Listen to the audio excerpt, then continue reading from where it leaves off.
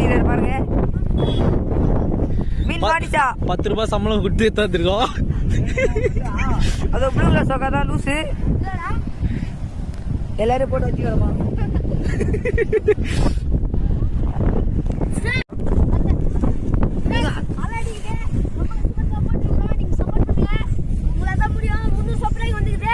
முடியும்